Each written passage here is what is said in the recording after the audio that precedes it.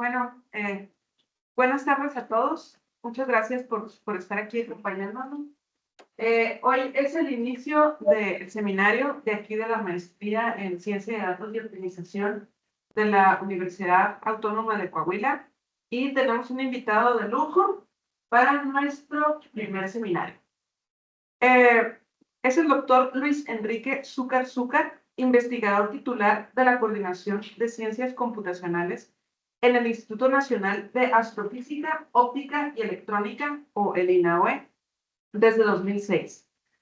Anteriormente se desempeñó como investigador en el Instituto de Investigaciones Eléctricas y profesor en el Tecnológico de Monterrey. Es ingeniero en electrónica y comunicaciones por el Tecnológico de Monterrey. Obtuvo su maestría en ingeniería eléctrica por la Universidad de Stanford y el doctorado en computación por el Imperial College de Londres. Ha realizado estancias de investigación en la Universidad de British Columbia, Canadá, en el INRIA en Francia y en GreatNet en Italia. Recibió en el 2016 el Premio Nacional de Ciencias en Tecnología, Innovación y Diseño. Es miembro emérito del Sistema Nacional de Investigadores y es Senior Member de la IEEE.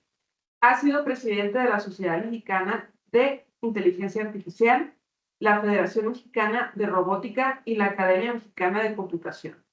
Es editor asociado en las revistas Patent Recognition, Computational Intelligence y Frontiers in Rehabilitation. Cuenta con más de 400 publicaciones, con más de 6.500 citas y ha dirigido cerca de 100 tesis de doctorado, maestría y licenciatura. Su investigación se centra en inteligencia artificial y sus aplicaciones en visión, robótica, energía y biomédica. Ha sido pionero en el desarrollo de modelos gráficos probabilistas y sus aplicaciones, y más recientemente en modelos gráficos causales y descubrimiento causal. En el aspecto tecnológico, ha contribuido en el desarrollo de un endoscopio semiautomático, sistemas de diagnóstico para plantas industriales, en el monitoreo y control inteligente de parques eólicos y en el desarrollo de un sistema de rehabilitación virtual para extremidades superiores, constituyendo una empresa para su comercialización. Cuenta con 2 patentes nacionales y 6 internacionales. Pues qué currículum, doctor, y pues a mí les sumaría que es toda una artista, usted también. Recién lo acabo de descubrir. Muchas gracias. Gracias por la presentación. Y Le dejo la palabra. Gracias por la invitación y por la presentación. Pues voy a tratar de dar una breve introducción a qué son estos modelos causales y enfocarme un poco a la parte de descubrimiento causal, es cómo aprender estos modelos de datos, que entiendo por el área de su maestría les puede ser de interés y al final ilustrarlo con algunas aplicaciones. Pero antes, por si no conocen el INAOE, brevemente es el Instituto Nacional de Astrofísica, Óptica y Electrónica. Estamos muy cerquita de la ciudad de Puebla, ya prácticamente en suburbios de Puebla, en Santa María Tonantzintla. Es un centro de investigación que fue fundado en 1971. Antiguamente era un observatorio astronómico, ya tiene como más de 70 años y pues ya cumplimos 50 años como centro de investigación. Tenemos básicamente 4 áreas: astrofísica, óptica, electrónica y ciencias computacionales. En esta última es en la que yo estoy. Alrededor de 170 investigadores y 450 estudiantes de posgrado. Aquí tenemos maestrías y doctorados, no tenemos licenciatura. Y un poquito más entrando al área de ciencias computacionales, pues tenemos diferentes áreas en que trabajamos. Aquí están básicamente estas listadas, estas 8 áreas principales, y tenemos maestrías y doctorados en ciencias computacionales, también recientemente en esta área multidisciplinaria de aplicaciones biomédicas y también una maestría en ciberseguridad. Entonces, un panorama rápido para que sepan un poquito de INAOE, por los que no lo conozcan. Y ahora sí, voy a entrar un poco al tema, ¿no? Entonces, nosotros los humanos tendemos a pensar en términos causales y nos preguntamos por qué. Entonces, realmente desde pequeños, cuando exploramos el mundo, vamos adquiriendo este conocimiento causal, ¿no? Por ejemplo, si suelto un objeto, pues se va a caer al piso. Si camino hasta a la pared, pues me voy a pegar y me va a doler. Si está lloviendo y salgo, pues me voy a mojar. Y si abro el ropero, pues voy a poder accesarlo y meter cosas en él. Y esto es un poco lo que ilustra el siguiente video. Como un niño desde muy pequeño, pues tiene como este conocimiento causal, ¿no? Y sin que explícitamente nadie le diga que abra el ropero, se da cuenta de que para meter las cosas, pues tiene que estar abierto el ropero, ¿no? Y va y lo abre. Entonces, el reto es cómo hacemos que nuestras robots, nuestras máquinas puedan adquirir, usar este conocimiento causal. Es un poquito el reto y es un área que, poquito paradójicamente, aunque es algo muy natural en los humanos, hasta muy recientemente, tal vez a partir de los años 90 del siglo pasado, se empezó a desarrollar formalmente. Hubo cierta resistencia de la gente, sobre todo en estadística, que sería como el área natural para desarrollar esto, en meterse en causalidad, lo veían muy complicado, muy difícil y se contestaron con enfocarse en cuestiones más de correlaciones más que causalidad. Bueno, con esta breve motivación voy a hablar primero de un tipo de modelos causales en los que me voy a enfocar, que se llaman modelos gráficos causales, y un poco sobre cómo hacemos, teniendo un modelo de este tipo, razonamiento causal. Después hablar de descubrimiento causal, cómo podemos tratar de aprender estos modelos causales a partir de datos, en particular cuando tenemos datos observacionales, no tenemos intervenciones.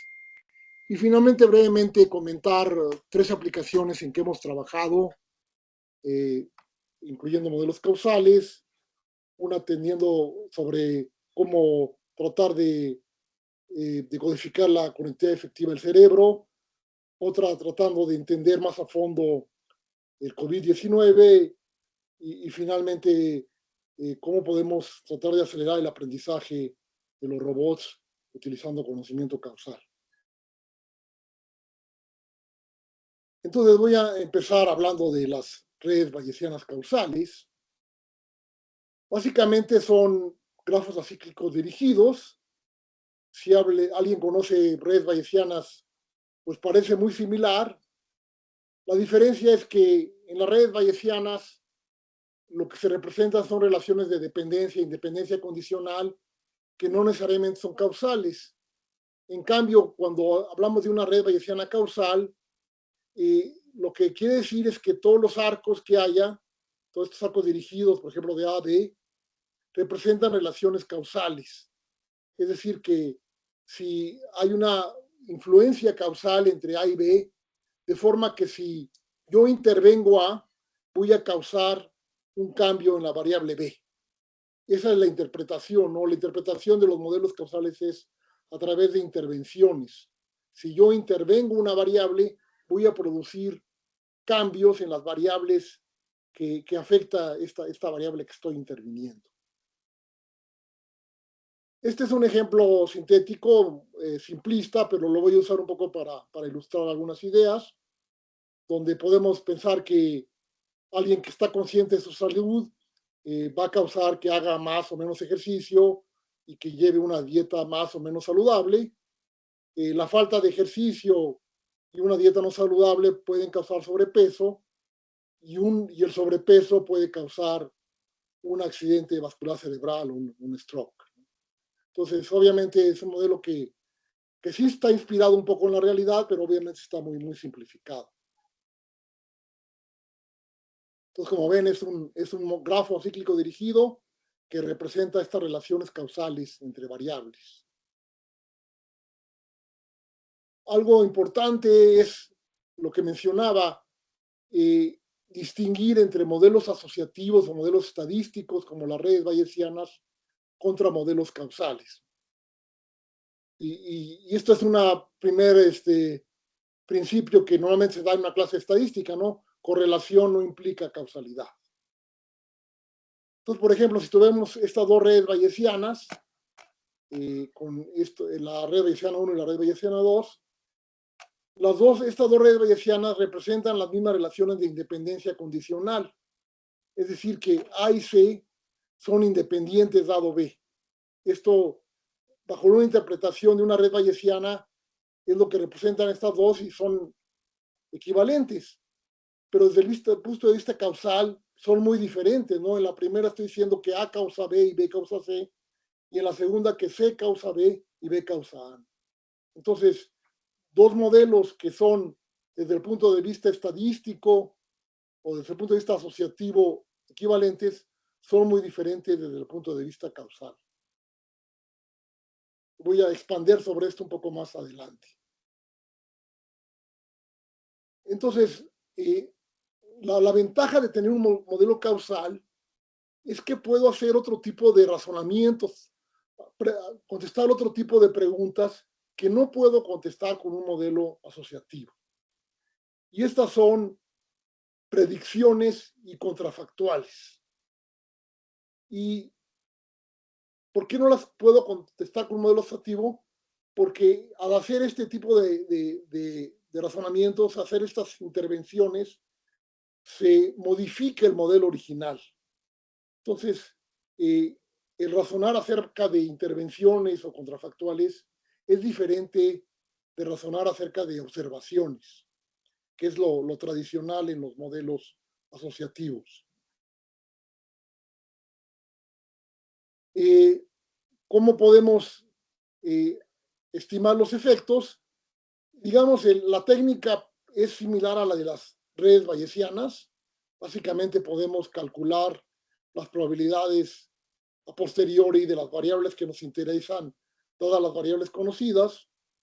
Existen diferentes técnicas para hacer esto en redes bayesianas y podemos usar esencialmente las mismas técnicas, pero la diferencia es que lo vamos a hacer sobre un modelo que está modificado por las intervenciones. Y eso es lo que hace que los resultados sean diferentes, como veremos en un ejemplo, a cuando tenemos una red bayesiana, cuando observamos algo, vemos el efecto que tienen otras variables, es diferente a cuando intervenimos, cuando controlamos nosotros una variable y vemos el efecto que tienen las demás variables. Entonces, para poder hacer este tipo de razonamiento, cuando hacemos intervenciones, tenemos que tener un modelo causal. Ya no nos sirve un modelo asociativo. Entonces, vamos a hablar brevemente de cómo hacemos este tipo de razonamientos, predicciones y contrafactuales. Y para diferenciar el observar e intervenir, usamos esta notación de do. Esta es una notación que viene de Perl, donde estamos diciendo que estamos interviniendo una variable, le estamos fijando un valor. O sea, un agente externo está interviniendo esta variable y queremos ver la probabilidad a posterior de otra variable dada esta intervención. Entonces, ¿qué es lo que se hace? Dado que tenemos ya un modelo gráfico, una red bayesiana causal, lo que hacemos es primero eliminar todos los arcos en el grafo que llegan a la variable o variables que estamos interviniendo. Esto es porque si intervenimos una variable, ya no afectan otras variables que puedan tener efectos sobre la variable, ¿no? Entonces, se eliminan estos arcos y por eso tenemos un modelo diferente, un modelo modificado. Fijamos el valor de esta variable intervenida sobre el valor que estamos interviniendo y calculamos la distribución resultante en otras variables sobre este modelo modificado. Entonces, si tenemos nuestro ejemplo anterior y queremos ver cuál es el efecto causal de que alguien lleve una dieta no saludable sobre la probabilidad de stroke, eliminamos el arco que llega a esta variable de unhealthy diet, fijamos esta variable, es como si en en la práctica obligáramos a la persona a llevar una dieta no saludable y viéramos este efecto que tiene en stroke. Obviamente no es ético obligar a una persona de llevar una dieta no saludable y es por eso mucho el interés en poder tener estos modelos, porque podemos ver el efecto sobre el modelo sin tener que llevarlo a la práctica, digamos, que en muchos casos pues no es posible o no es ético. Ahora vamos a ver el siguiente nivel de razonamiento, que es realmente el más avanzado, que es como imaginación, ¿no? Es algo que los humanos hacemos mucho, ¿no? Imaginarnos qué hubiera pasado si la situación hubiera sido diferente. Entonces, una persona, por ejemplo, sufrió un stroke, hubiera sufrido el stroke si hubiera hecho más ejercicio. Entonces, es una pregunta, pues, muy válida, ¿no? Y es una pregunta, por ejemplo, en el área médica muy común. Eh, a una persona a lo mejor se le dio un tratamiento y la persona falleció. Hubiera fallecido si no le hubiéramos hecho ese tratamiento. Entonces, el método es similar a lo que veíamos anteriormente. Primero modificamos el modelo en base a la nueva evidencia, es decir, decimos, vamos a suponer que la gente todavía no ha sufrido el stroke, intervenimos el modelo respecto a la evidencia hipotética, y aquí es importante que vamos a mantener toda la información igual, solamente vamos a modificar en cuanto a la nueva evidencia que estamos considerando, y sobre este modelo modificado hacemos la predicción, hacemos el cálculo de la probabilidad de stroke. Entonces, nuevamente regresando al ejemplo, vamos a asumir que la persona no ha tenido el stroke, es este paso de abducción. Vamos a intervenir la falta de ejercicio diciendo que la persona sí hubiera hecho ejercicio, y eliminamos el arco que llega a esta variable y vamos a hacer la inferencia sobre este modelo modificado. Entonces, esos a grandes rasgos, cómo haríamos inferencia, estos tipos de razonamientos sobre estos modelos causales. Claro, esto es algo muy breve, habría que entrar a otros detalles, pero bueno, por fuerza del tiempo no me da para entrar a más detalles, pero les da un poco una idea general de cómo es el razonamiento en este tipo de modelos, ya que me quiero enfocar más a la parte de descubrimiento causal.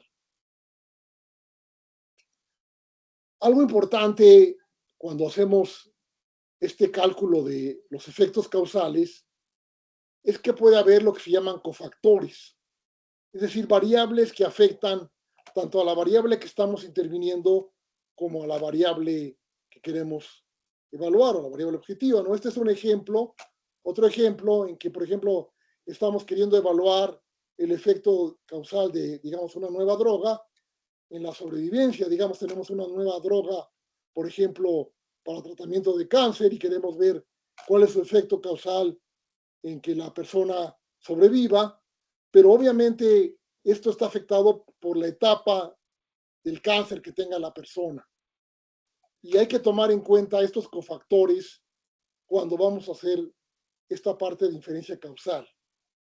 Es, por ejemplo, esto es algo que se hace en estas pruebas clínicas controladas. Por ejemplo, se hizo en el caso de las vacunas del COVID. Querían evaluar qué tanto esta vacuna evitaba que una persona tuviera COVID, pero aquí puede haber muchos cofactores, ¿no? Por ejemplo, cuál es el género de la persona, la edad de la persona, y lo que se dice en las pruebas clínicas es tener grupos de prueba donde varíes todas estas variables, ¿no? Para que no afecten. Es decir, hacer pruebas con gente de diferente edad, de diferente género, a lo mejor de diferentes razas, etcétera, ¿no? Entonces aquí, bueno, quiero ilustrar esto con un ejemplo aquí sencillo, donde también vamos a ver por qué es importante tener un modelo causal a diferencia de un modelo asociativo. Entonces, digamos que tenemos este modelo, ya lo implementamos, tenemos ciertas probabilidades de la etapa de administrar la droga y de sobrevivencia, y digamos que observamos que alguien tomó esta droga y parece que esta droga pues no es benéfica, ¿no? Disminuyó el porcentaje de personas que se recuperan y aumentó el porcentaje de personas que mueren. Sin embargo, esto lo estamos haciendo como si esto fuera un modelo asociativo, como si fuéramos observando, ¿no? Y tal vez lo que pasa es que tendemos a observar más personas que están en una edad, en una etapa a lo mejor avanzada. Entonces, aquí el resultado puede ser engañoso. Lo que tenemos que hacer es modificar el modelo, como decía previamente. Entonces, si modificamos el modelo y eliminamos esta liga que va de la etapa a la droga, ahora administramos la droga y vemos que la persona pues sí tiene un mayor porcentaje de recuperarse que de morir. Por eso es muy importante que es diferente cuando razonamos sobre intervenciones que sobre observaciones. Los resultados pueden ser diferentes y tiene que ver un poco con este cofactor, ¿no? De la etapa, donde si vemos abajo, cuando la persona está en una etapa temprana, obviamente que la probabilidad de que se recupere es mucho mayor, pero cuando está en una etapa avanzada, pues la probabilidad de que se recupere es menor, ¿no? Pero en promedio, de acuerdo a este modelo, a estas probabilidades, pues sí hay un mayor porcentaje de probabilidad de recuperarse. Entonces creo que este ejemplo ilustra claramente que es diferente razonar sobre modelos asociativos que razonar sobre intervenciones en modelos causales. Entonces los modelos asociativos no nos sirven cuando queremos razonar sobre intervenciones y sobre contrafactuales. Tenemos que usar modelos causales. Ok, entonces, no sé si los convencí de que estos modelos causales pues pueden ser muy útiles, podemos hacer cosas que no podemos hacer con los modelos asociativos, pero la pregunta sería, bueno, ¿de dónde, cómo obtenemos estos modelos? Aquí lo ideal es poder hacer pruebas experimentales, como mencionaba el ejemplo del COVID, de la vacuna del COVID, pero esto es muy costoso y no siempre es posible o no es ético.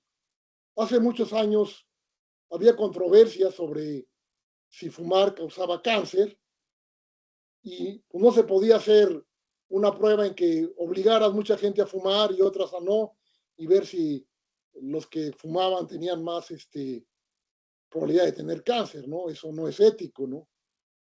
Entonces, por eso quisiéramos poder obtener estos modelos causales a partir de datos observacionales. Entonces, idealmente, pues quisiéramos hacer intervenciones para tener los modelos causales, pero esto puede ser muy costoso, no ético, y en cambio los datos observacionales pues son muy abundantes.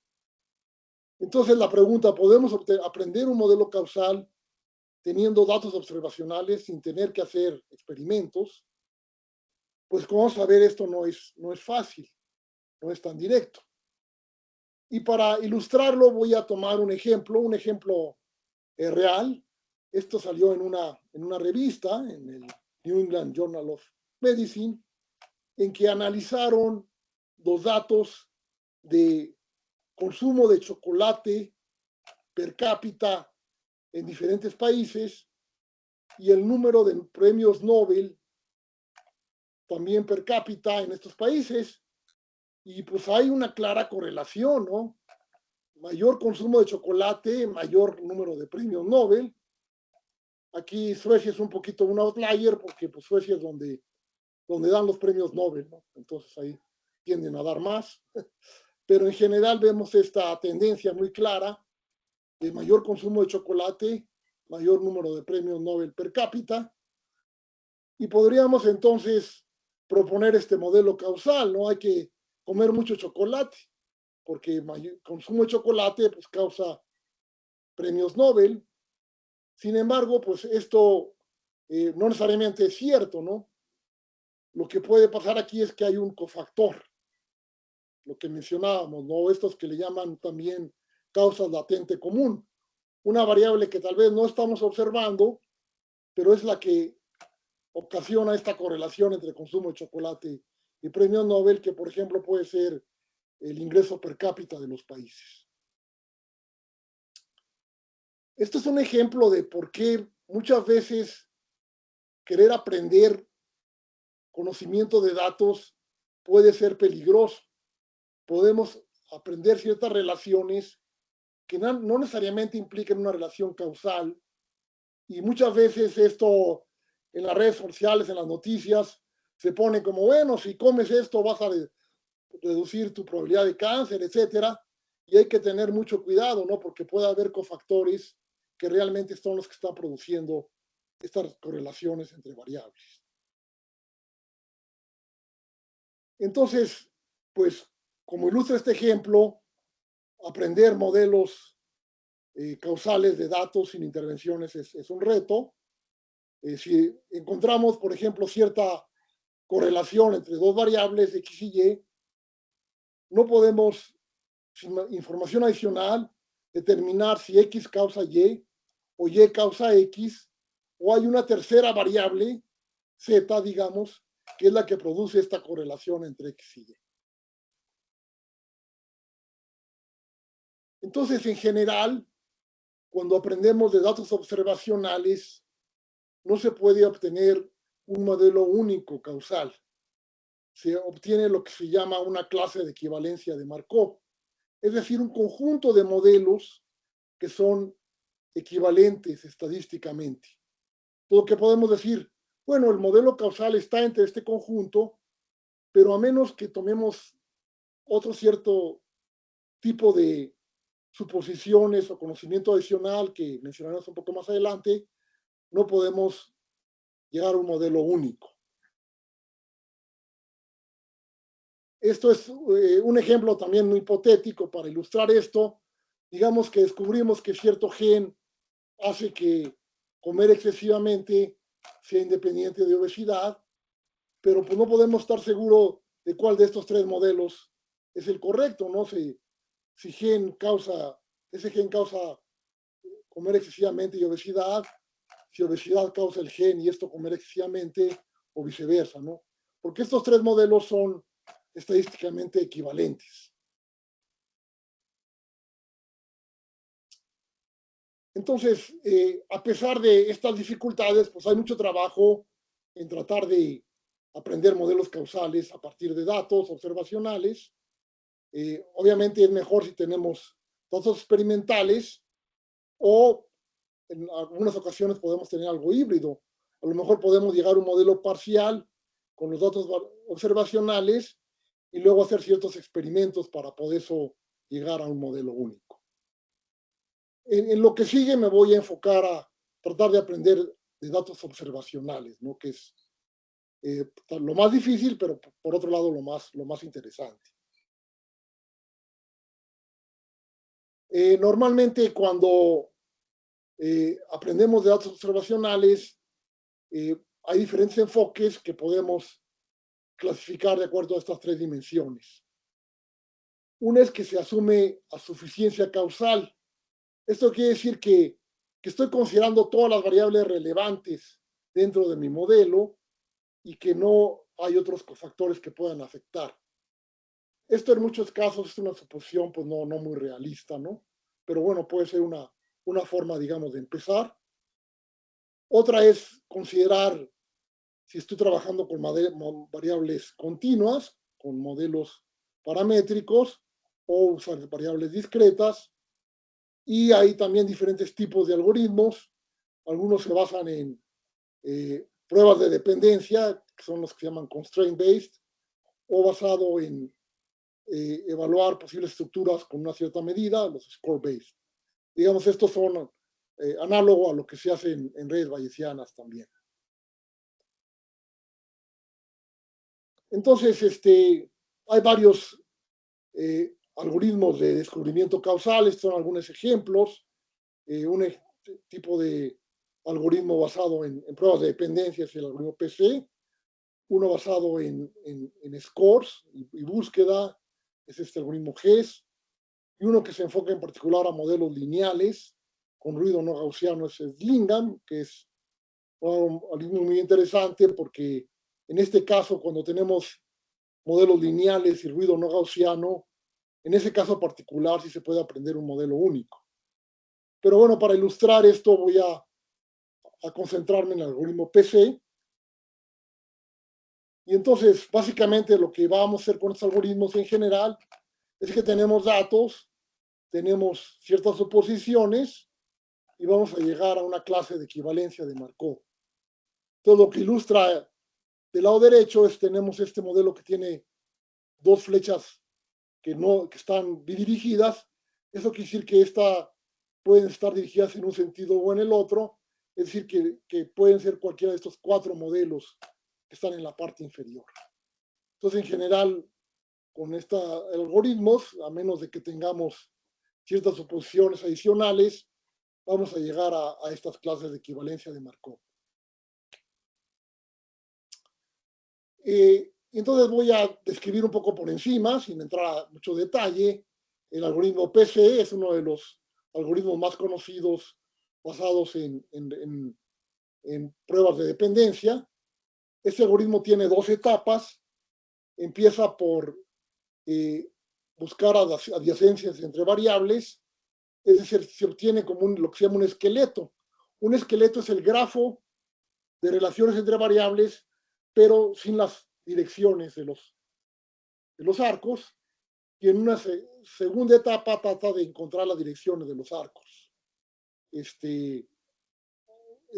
Estas direcciones normalmente no se pueden encontrar todas, por eso es que llegamos a tener un modelo parcial, y este modelo asume suficiencia causal, es decir, que no hay otras variables externas no conocidas que afecten a estas variables. Y básicamente para determinar el esqueleto se hacen pruebas de independencia entre pares de variables dado otro subconjunto de variables. Entonces, si dos variables son independientes dado algunas otras variables, puedes eliminar el arco entre estas variables. Y en la segunda fase se tratan de determinar las direcciones. Para eso tenemos que hacer pruebas ya no entre dos variables, sino entre tres variables. Para hacer estas pruebas de independencia podemos usar diferentes métricas. Por ejemplo, esta prueba de entropía cruzada condicional. Si esta medida me da cero o cercano a cero, quiere decir que las variables son condicionalmente independientes dado otras variables, ¿no? Y para determinar la dirección de los arcos, hacemos pruebas entre tripletas de variables, por ejemplo aquí x, z, y si encontramos que x y y no son independientes dado z, quiere decir que los arcos apuntan hacia z, porque cuando fueran independientes dado z, como mencionaba, ilustraba antes, pues puede haber varios modelos equivalentes, pero si estas variables x y y no son independientes dado z, eso me forza a que los arcos apunten a z, se tengan estas estructuras en B que se llaman. Entonces, de esa forma podemos encontrar algunas de las direcciones de los arcos. Entonces, voy a ilustrar el algoritmo con este nuevo ejemplo, obviamente hipotético, en que queremos encontrar la red causal entre estas cuatro variables: anorexia, fumar, estrés y cáncer. Digo, esto no le hagan mucho caso desde el punto de vista médico, es simplemente un ejemplo hipotético. Y entonces lo que hace el algoritmo PC empieza por una red completamente conectada. Conectamos todas las variables contra todas y vamos eliminando arcos en base a estas pruebas de independencia condicional. Entonces digamos que encontramos que anorexia y cáncer son independientes dado smoking y estrés, o smoking o estrés, y eliminamos ese arco. También encontramos que anorexia y cáncer son independientes dadas las otras variables, y entonces tenemos como primer esqueleto, que es como la estructura de la red sin direcciones, y digamos que analizando la tripleta de variables de estrés, smoking y cáncer, encontramos que estrés y smoking no son independientes dado cáncer, y eso me da la dirección de estos dos arcos. Y esta sería como mi clase de equivalencia. Es decir, tengo el esqueleto, conozco algunas direcciones, pero no conozco las direcciones de estos otros dos arcos, que pueden estar dirigidos en cualquier sentido. Y esto es lo que me llevaría el algoritmo PC. Ahora, ¿cómo poder orientar los arcos que quedaron indefinidos? Y aquí es uno de nuestros trabajos, este algoritmo que le llamamos SLICE, que fue parte de la tesis doctoral de Samuel Montero, donde a través de pruebas de efecto causal tratamos de descubrir la dirección de los arcos no dirigidos. Entonces, ¿cuál es la idea? Bueno, tenemos este modelo parcial. Primero, digamos, no tenemos un modelo no conocido, tenemos datos, aplicamos el algoritmo de descubrimiento como PC y llegamos a este modelo parcial y tenemos entonces una serie de modelos potenciales y queremos de estos modelos potenciales tratar de descubrir cuál es el modelo correcto o al menos tratar de ver cuál es el modelo que puede estar más cercano al modelo correcto. Y la motivación o la explicación de este algoritmo, porque esto se ilustra con este ejemplo. Entonces digamos que tenemos este modelo causal de que si está lloviendo o no, eso me hace que ponga el aspersor, ponga la manguera, y si prendo la manguera, eso es lo que hace que la calle se moje. Entonces, ¿qué pasaría si yo prendo el aspersor? Pues la calle se va a mojar, ¿no? Entonces hay un efecto causal en la dirección del arco de Springler a calle mojada. Entonces el efecto causal es diferente de cero. Pero, ¿qué pasa si hago lo inverso? Yo llego y mojo la calle de otra manera, pues eso no va a afectar a que se prenda el aspersor, ¿no? Como habíamos visto, se elimina el arco cuando intervenimos una variable. Entonces, si yo intervengo una variable, hay un efecto causal diferente de cero sobre la variable en la dirección de causa-efecto. Pero si lo hago, intervengo en la dirección contraria, pues en principio el efecto sería cero, sería mínimo. Entonces, es un poquito la idea en la que se basa este método. Tratar de probar los efectos causales en un sentido o en el otro de los arcos no dirigidos y ver en qué sentido me da un efecto mayor. Entonces, es un poquito la idea, ¿no? Extrapolar esto a estos modelos parciales. Entonces tenemos un modelo parcial y vamos a probar si el efecto causal de X a Y es mayor o menor al efecto causal de Y a X. Y en la dirección que tengamos un efecto causal mayor, podríamos pensar que es la dirección correcta del efecto causal. Dado que tenemos no un modelo único, sino varios modelos posibles, cuando hacemos estas pruebas, realmente no tenemos un solo efecto causal, tenemos varios. Entonces tenemos como un intervalo de efectos causales. Entonces vamos a comparar estos intervalos, el intervalo que obtenemos en una dirección y en la otra, y el intervalo mayor es el que nos va a definir la dirección del arco, la dirección en principio correcta del arco. Entonces este diagrama ilustra básicamente el método.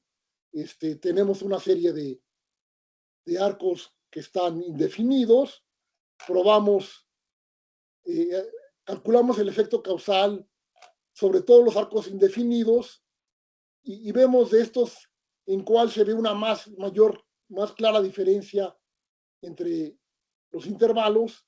Con esto fijamos la dirección de uno de los arcos y regresamos para seguir definiendo la dirección de los arcos que queden. Y este ciclo se repite hasta que ya no quede ningún arco por definir. Voy a ilustrar cómo ¿qué pasaría aquí en este ejemplo, no? Retomando nuestro ejemplo anterior, teníamos dos arcos indefinidos, o que podemos ver como arcos bidirigidos. Es lo mismo, ¿no? Sin dirigir o bidirigidos. Y entonces vamos a ver cuál es la posible dirección de anorexia smoking o de smoking anorexia. Calculamos los efectos causales y vemos en este caso que hay un efecto causal mayor cuando voy de smoking a anorexia, de SA. Hacemos lo mismo para el otro arco. Queremos ver si va de anorexia a estrés o de estrés a anorexia. Y vemos que tiene un valor, perdón, mayor si voy de anorexia a estrés. Y entonces con eso llevaríamos a este modelo final, ¿no? Que hemos fijado las direcciones de estos arcos que quedaban no definidos y llegamos a un modelo único.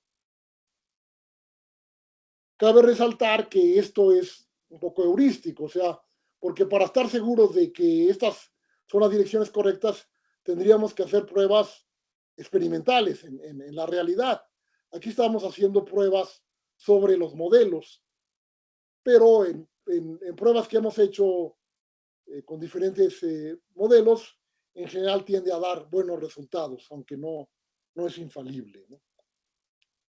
Entonces, por cuestión de tiempo no voy a meterme a ver estas pruebas que hemos hecho en diferentes tipos de datos, sino voy a pasar a las aplicaciones en estas tres áreas.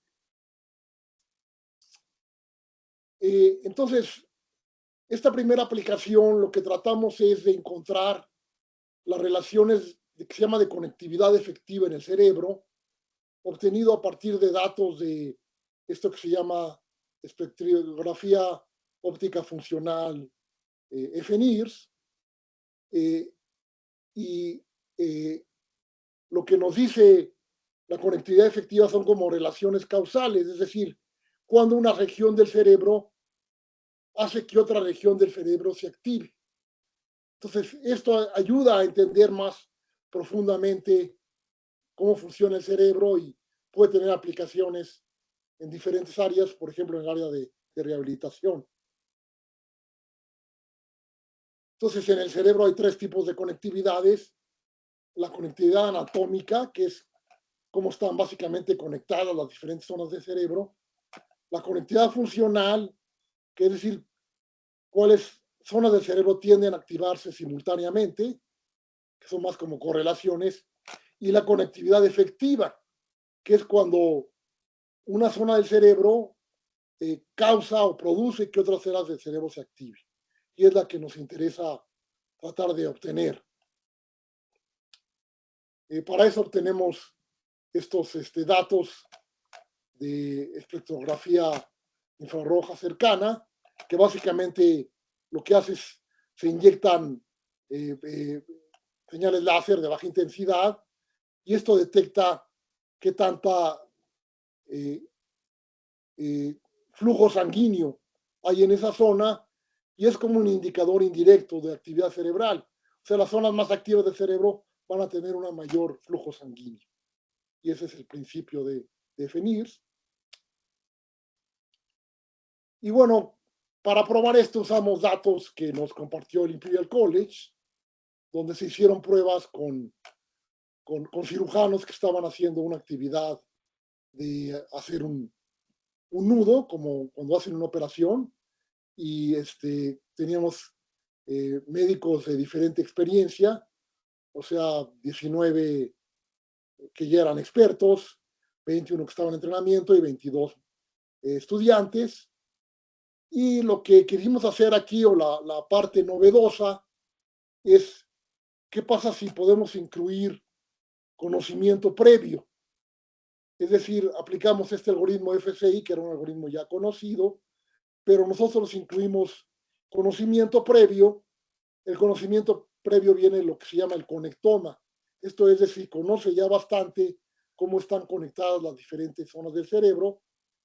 Y obviamente para que haya una relación causal directa entre dos zonas, pues tiene que haber una conexión, sino cómo se relacionan, ¿no? Para puede ser indirectamente, pero entonces no habría una conexión directa. Entonces usamos esto como background knowledge, como conocimiento previo, y lo que podemos ver en estos resultados que muestran los modelos gráficos causales obtenidos para los tres tipos de personas, es que en el caso de incluir conocimiento causal, que se ve en la parte de abajo, pues llegamos a tener un modelo más definido, no tenemos ya más relaciones causales y tendemos a tener menos relaciones indefinidas, que son las que se ilustran, por ejemplo, con pequeñas esferas, con pequeños círculos, aunque siguen quedando algunas, pero ya no tantas como en el caso anterior. Es una forma de tratar de reducir esta incertidumbre sobre estos modelos causales es utilizar conocimiento previo. La segunda aplicación es analizamos datos de COVID, en particular datos que se colectaron en México, en las diferentes unidades públicas donde se analizaban a personas con posible COVID. Hay más de 6 millones de personas y 97 variables. Es una base de datos que curó la UNAM y está disponible públicamente para investigación. Y nosotros nos concentramos, no incluimos todas las variables, sino queríamos ver las relaciones causales entre variables como sexo, edad y diferentes comorbilidades con respecto a la probabilidad de la persona fuera hospitalizada y el desenlace, es decir, que la persona falleciera. Y analizamos datos de dos estados, por un lado la Ciudad de México, porque es básicamente donde más datos se tienen, y por otro lado Yucatán, porque era un caso especial donde hubo, en la mayor parte del país hubo 4 olas y en esta zona hubo 5 olas, ¿no? Entonces era un caso un poco diferente, por eso nos enfocamos en analizar también Yucatán. Y voy a presentar algunas de los modelos causales que obtuvimos. Esto todavía estamos analizando y viendo con expertos tratar de que analicen e interpreten estos modelos. Pero bueno, aquí vemos uno de los modelos, este es para la primera ola en la Ciudad de México, donde vemos claramente una relación causal importante entre hospitalización y fallecimiento. También la edad tiene que ver con hospitalización, como ya es sabido. Algunas de estas relaciones ya eran sabidas, pero aquí las estamos, digamos, descubriendo automáticamente de los datos. También la edad influye en fallecimiento. La diabetes tiende a ser un factor de hospitalización y también la inmunosupresión también tiene causar inmunosupresión, así como la hipertensión que también ya era conocida, ¿no? O sea, que hay algunas relaciones, algunas un poco más conocidas, otras tal vez no tan conocidas. Y esto pues, nos puede dar indicios para entender un poquito más el fenómeno de la enfermedad y tal vez aplicarlo a pandemias futuras que esperemos no sucedan. Y tabaquismo también tenía que ver un poco con fallecimiento, aunque es una línea punteada porque aquí la relación es débil. El grosor de las arcos indica aquí la fuerza de estas relaciones causales. Esta es para la cuarta ola en la Ciudad de México. Algo interesante aquí es que estos modelos tendrían a cambiar para las diferentes olas, tal vez un poquito por la evolución de la misma virus y también porque a lo mejor en la cuarta ola ya había muchas personas vacunadas y eso también tiende a cambiar el modelo. Y aquí están en rojo enfatizadas relaciones que son diferentes con respecto a la primera ola. Por ejemplo, aquí apareció una relación entre insuficiencia renal y hospitalización y también entre cardiopatía y hospitalización. Aquí también analizamos los datos por rangos de edad. Esta es para el rango de edad de 40 a 60 años, donde vemos nuevamente esta relación entre diabetes y fallecimiento y insuficiencia renal y fallecimiento. Y aquí para personas de mayor a 60 años, también aquí vemos diferencias entre los diferentes grupos de edad y aparecen otras relaciones como esta de Epoch sobre fallecimiento. Y bueno, la última aplicación que voy a comentar rápidamente es tratar de usar esto en robótica. Básicamente, aquí estamos utilizando aprendizaje por refuerzo profundo para que el robot trate de aprender a realizar diferentes tareas. Sin embargo, como estamos en este caso en un espacio continuo de alta dimensionalidad, pues esto tiende a tomar mucho tiempo para que el robot aprenda. Y nuestra hipótesis aquí, o lo que queremos probar es, ¿qué tal si le damos cierto conocimiento causal inicial al robot, si esto lo hace aprender más rápidamente? Es como cuando nosotros aprendemos, ¿no? O sea, como que hay ciertas cosas obvias que ya conocemos y no vamos a intentar hacer cosas absurdas que nos dice nuestro conocimiento causal que eh, que no tiene sentido, ¿no? Pero en el aprendizaje por refuerzo tradicional se intentan todas las posibles acciones en forma aleatoria y eso obviamente toma mucho tiempo.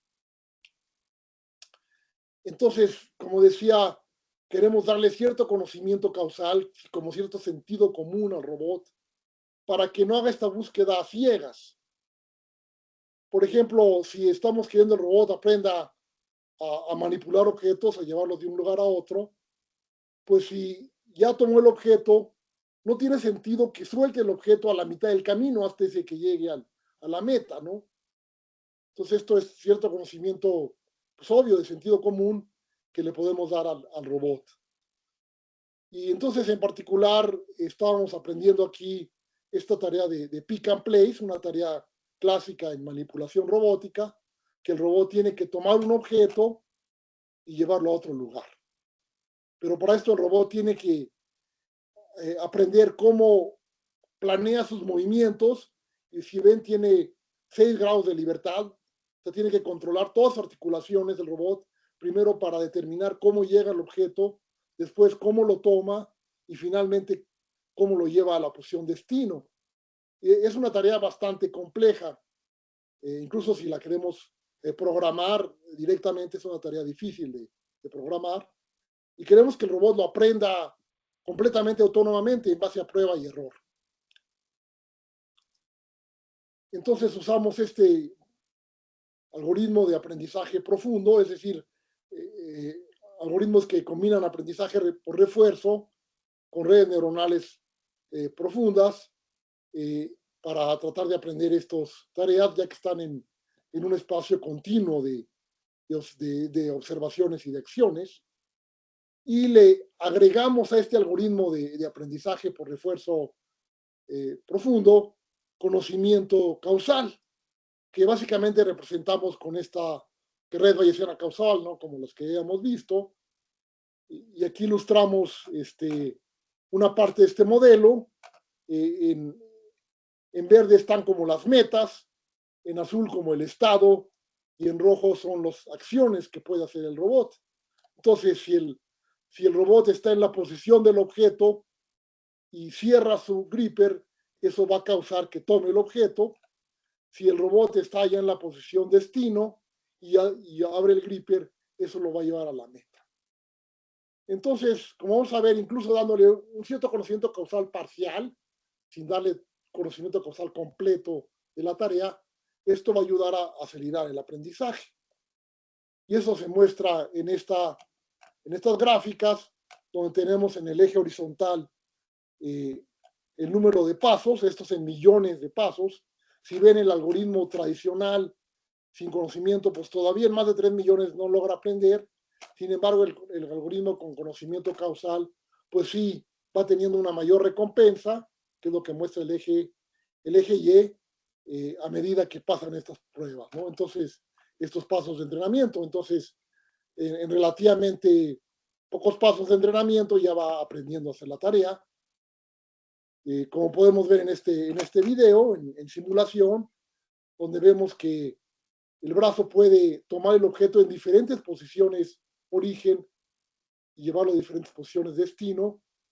y esto lo logra en base a puro aprendizaje, no se le programó para hacer la tarea, aprendió a hacer la tarea y pudo generalizar, es decir, pudo aprender a cómo realizar esto teniendo diferentes posiciones de origen y posiciones de destino.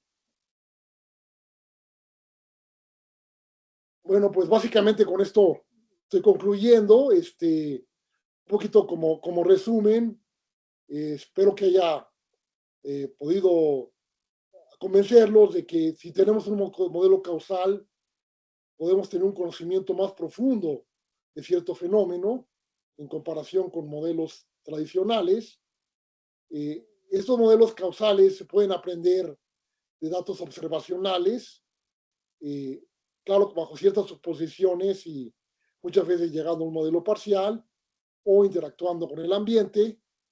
Y teniendo un modelo causal puedo hacer otro tipo de razonamientos que no puedo hacer con modelos asociativos, como hacer ver el efecto de intervenciones o razonar sobre escenarios alternativos de estos contrafactuales. Y bueno, mucha gente piensa que estos modelos causales pueden ser muy importantes para tener sistemas inteligentes más explicables y robustos, ¿no? Uno de los cuestionamientos importantes sobre mucho del trabajo actual en Deep Learning es que no es explicable, no son cajas cerradas y pudiendo incorporar modelos causales podríamos tener, digamos, sistemas más transparentes. Algunos de los retos que hay en esta área, pues uno es determinar, dado un modelo, una clase de equivalencia de Markov, el modelo real. Demostré una estrategia, pero pues no es la única y hay mucho trabajo en esto. También ir más allá para descubrir modelos causales de series de tiempo, modelos dinámicos, donde hay varios retos como efecto de subsampling, o sea que nuestras muestras no sean suficientemente rápidas para determinar las relaciones causales, sistemas no estacionarios, etcétera. Otra pregunta interesante es, tengo un modelo parcial, ¿con eso puedo contestar ciertas preguntas? A lo mejor no necesito tener un modelo único, puedo con un modelo parcial contestar ciertas preguntas. ¿Cuáles preguntas? ¿Qué información adicional requiero? Y finalmente poder aprender modelos causales de imágenes, de videos.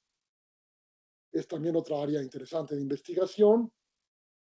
Bueno, obviamente este es trabajo de equipo. Aquí listo varios de los colaboradores, tanto del INAOE como otras instituciones, y algunos de nuestros ex estudiantes que trabajaron en estos algoritmos y aplicaciones que les presenté. Y bueno, para terminar, una noticia de último minuto. Según la National Hair, Lung and Blood Institute, el consumo de chocolate puede prevenir enfermedades coronarias, así que hay que comer chocolate. Y eso sería todo básicamente de mi parte.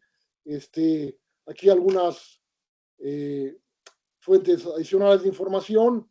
Este primer libro de The Book of Why es un libro un poco más accesible, una introducción, digamos, un poco más light a modelos causales. Para alguien que quiere empezar en esto, pues se la recomiendo. Es un libro un poco más técnico, es casi como la Biblia de esta área, es el libro de Pearl. Y claro, tengo que recomendarles mi libro de modelos gráficos, donde tengo un par de capítulos que hablan sobre modelos causales. Y bueno, sería todo de mi parte. Y pues si hay preguntas, con mucho gusto, si hay tiempo, puedo tratar de contestarlas. Muchísimas gracias por su charla muy interesante, doctor. Voy a preguntarle a la audiencia a ver si tienen dudas, inquietudes que quisieran compartir. Aprovechen aquí al doctor, no siempre tienen algún elemento enfrente de ustedes. Voy a tal vez dejar de compartir para así poder verlos. Aquí tenemos una pregunta. Adelante. Buenas tardes. ¿Sí me escucha? Sí, sí. Excelente. Muchas gracias por la charla, estuvo muy interesante. Yo tengo dos preguntas. La primera es, si yo estoy en búsqueda o yo tengo los indicios de que existe una variable latente según los datos que hay y genero un modelo a través de alguna técnica de las que existe en el que descubre esta variable latente, ¿cómo yo podría saber si esa variable latente para esa estructura es la apropiada? ¿Cómo se podría evaluar eso? Esa es la primera. Y la segunda es si está disponible el código de Slice. Gracias. Sí, bueno, buenas preguntas.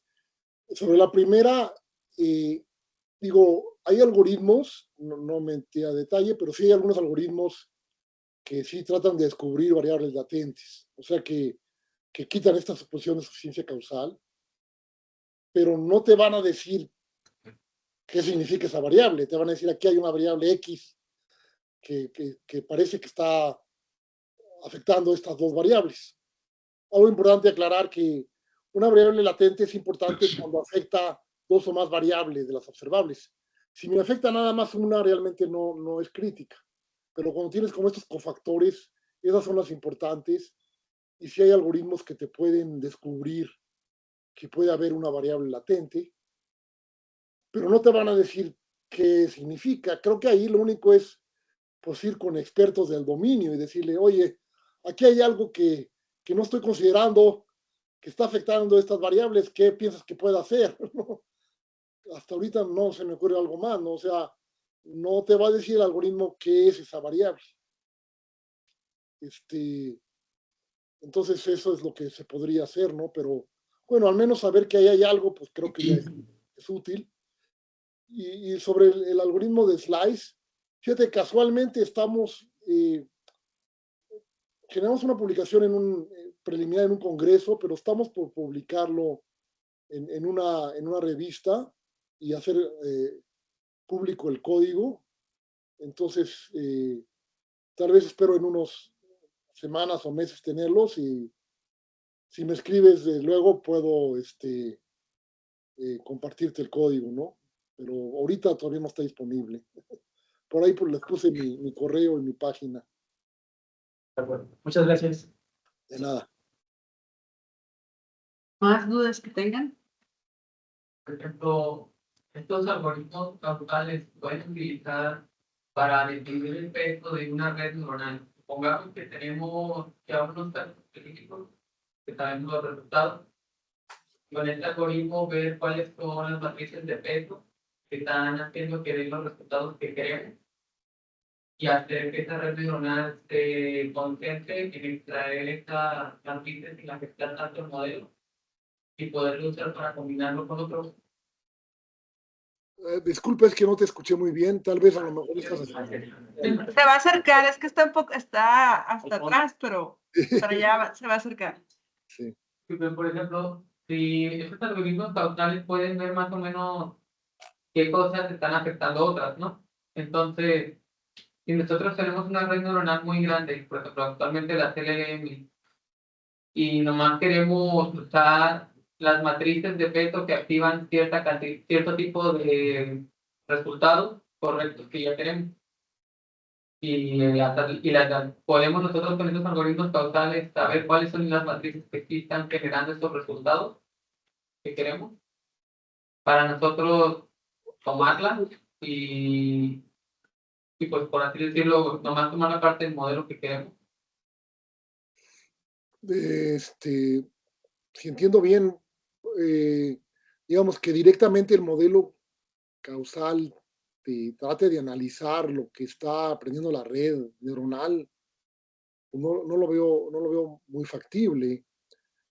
Lo que se puede hacer es como un poco en paralelo, ¿no? Decir,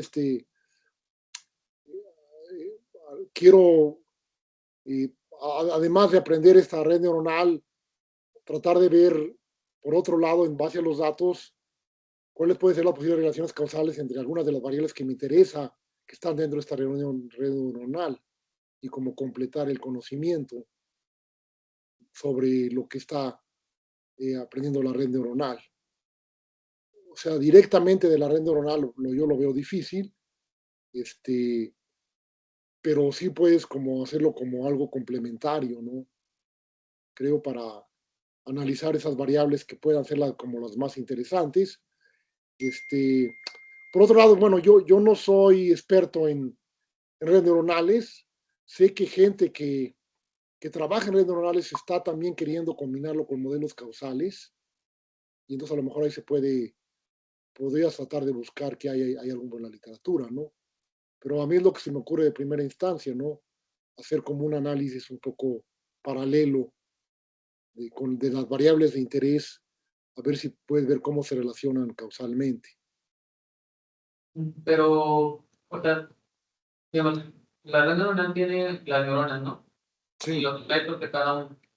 Si nosotros pudiésemos llegar a obtener qué neurona está afectando más a qué otra con un modelo causal. Creo que eso se le llama ablación o ablation.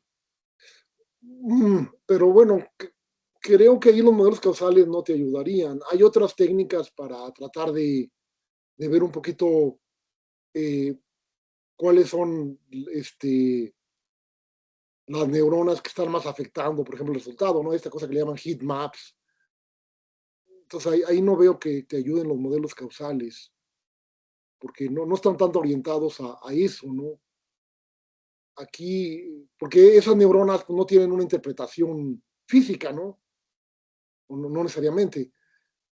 Más bien, las variables que están, son tus entradas a la red neuronal, podrías tú también analizar por otro lado, tratar de ver, entender un poco cuáles son las relaciones causales entre esas variables de entrada y salida de la red neuronal.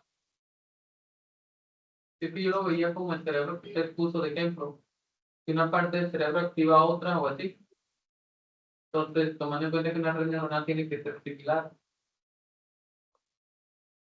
Sí, podría pero hacerlo. No, los pesos en las redes neuronales pues, no tienen que ver con relaciones causales.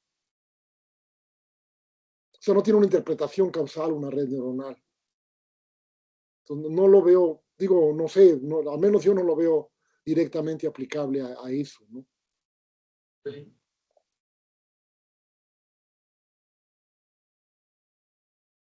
¿Alguien tiene otra duda?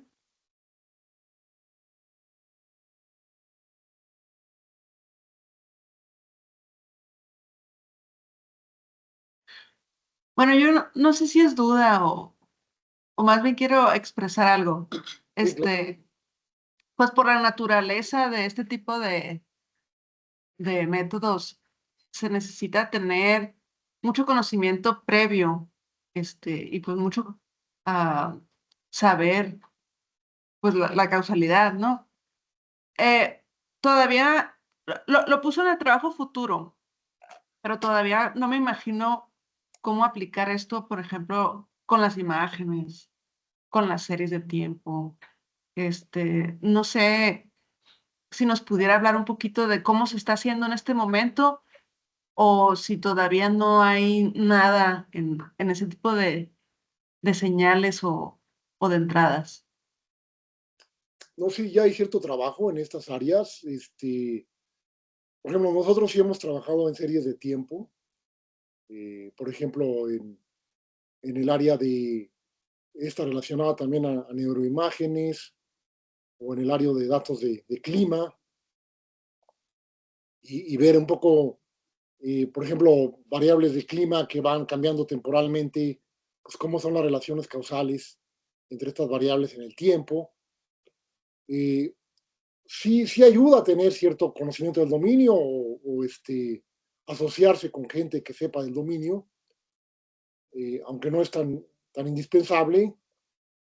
Aunque yo creo que en general, si uno hace data mining, pues sí es importante tener gente del dominio, ¿no? Porque si no, uno no tiene muy clara idea de lo que si lo está descubriendo realmente tiene sentido. Entonces, y hay cierto trabajo, conozco, sé que hay cierto trabajo en imágenes, aunque ahí no hemos trabajado nosotros, pero analizar como series de imágenes y ver si puedo determinar como relaciones causales entre los cambios que van produciéndose en las imágenes, ¿no? Entonces sí hay trabajos iniciales en esto Y bueno, yo creo que sí es un área pues, de mucha oportunidad. Pero sí, indudablemente, poder colaborar con gente experta en el dominio, pues es muy útil, ¿no? Ok, muy bien. Bueno, pues si nadie tiene más preguntas, me gustaría primero que nada agradecerle y voy a compartir la pantalla para ponerle aquí Déjame dejar de compartir, sí. un reconocimiento que le tenemos para usted. Ay. Sí, ya lo veo, gracias. Ok. Muy bien. Este se lo vamos a hacer llegarnos también por correo, pero le voy a dar lectura. La Universidad Autónoma de Coahuila, el Centro de Investigación en Matemáticas Aplicadas, el Cuerpo Académico de Computación Científica y sus aplicaciones, el Programa de Maestría en Ciencia de Datos y Optimización, otorgan la presente constancia al doctor Luis Enrique Zúcar por haber impartido la conferencia Beyond Predictions, Causal Models in Artificial Intelligence. Firma la doctora Irmadelia García Calvillo, quien es la directora del Centro de Investigación en Matemáticas Aplicadas de aquí de la Universidad Autónoma de Coahuila. Doctor, muchísimas gracias. Les pido un aplauso aquí a todos.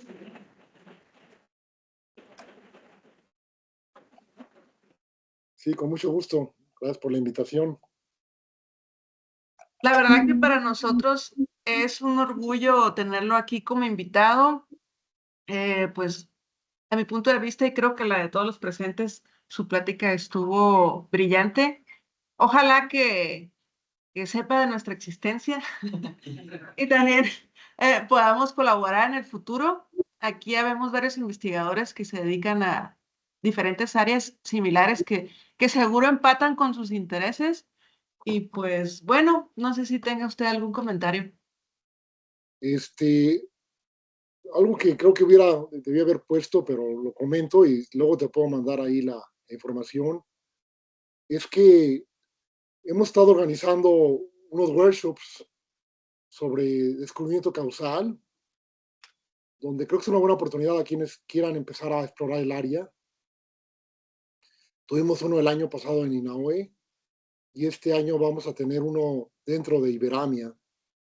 Entonces, les comparto le comparto a Jessica la información para que se los haga llegar.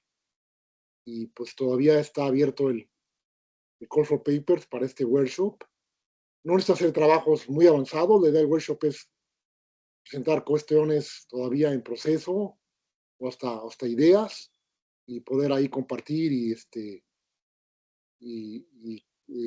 recibir feedback, recibir sugerencias, etcétera, ¿no? Entonces, pues la idea nuestra del workshop es tratar de